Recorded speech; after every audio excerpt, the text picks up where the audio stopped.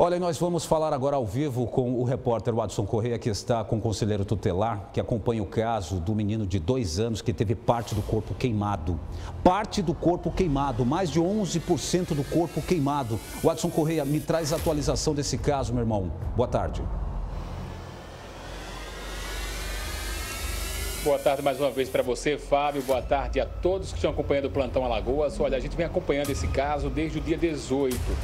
Afinal de contas, a criança foi queimada no dia 17.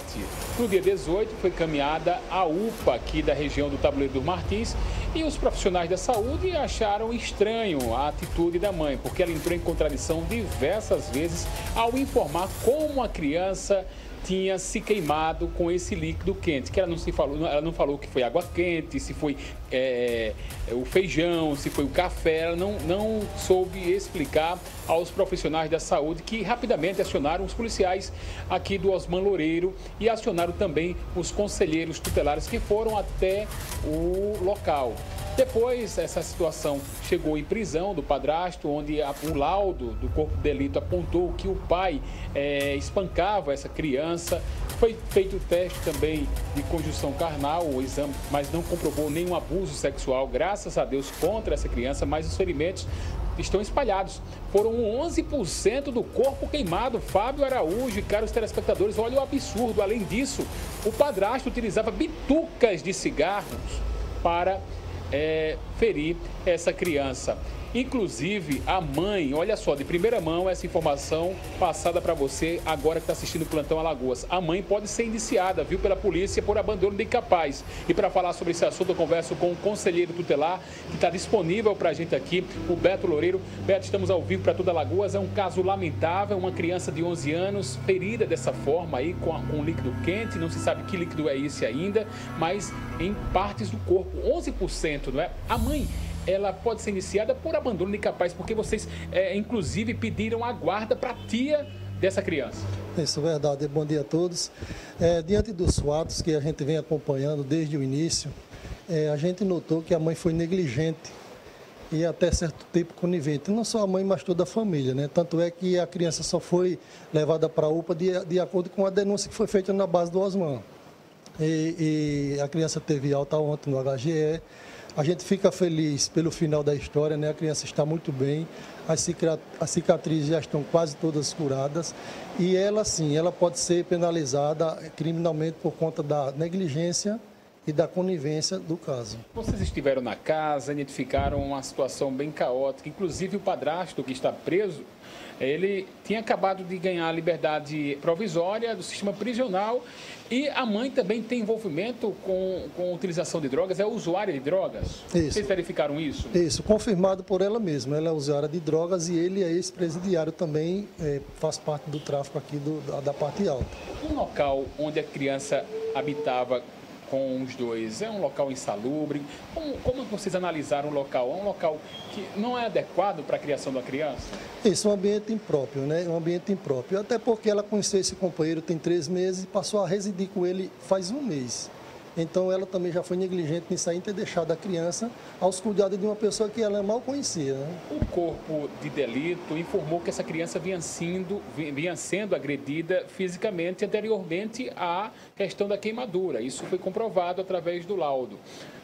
E essa mãe, ela falou o que com relação às agressões dessa criança? Porque antes da queimadura tinha isso, já apontando o laudo, né? Isso, segundo o laudo tem indícios de cicatrizes anteriores, vários hematomas, queimadura por ponta de cigarro e até então suspeito essa queimadura que eles dizem que foi com água, mas até agora não foi comprovado se realmente foi com água, né? O que chamou a atenção é a contradição dela e do próprio padastro com relação a de que forma essa criança foi queimada. Então, isso levantou a estranheza dos profissionais de saúde, porque, pela lógica, gente, preste atenção, se uma criança está mexendo por exemplo, em um cabo, numa panela, por exemplo, tá o cabo da panela pro lado de fora. O líquido ele derrama pelo corpo e as queimaduras são em pontos diversos, pontuais. Não escorreu pelo corpo, como se tivesse derramado nas costas, nas nádegas, e isso que causou estranheza. Causou estranheza. E também as versões que ela contou, né? Foram várias versões que não batiam com o acontecido. Uma hora era uma história, outra era outra, então foi por isso que nós, conselheiro em colegiado, decidimos afastar a criança do local onde ela sofreu a agressão. Vocês fizeram um requerimento ao Ministério Público que, logo em seguida, o Ministério Público pediu que a guarda fosse transferida para a tia. Vocês, inclusive, estiveram com a tia, já analisou o local, inclusive a tia tinha um plano para resgatar essa criança anteriormente a esse fato, né? Isso, justamente, e ela omitia isso para a gente. E aí a gente decidiu, através de um termo de responsabilidade provisório, e se encontra com a tia paterna, até que a justiça defina definitivamente com quem vai ficar a criança. É um caso absurdo para vocês aqui que acompanham o Conselho. Isso, absurdo. Ontem a gente foi comunicado do HGE que a criança tem recebido alta. Fizemos questão de ir buscar, acompanhar até onde a criança se encontra hoje. Como é que ela está?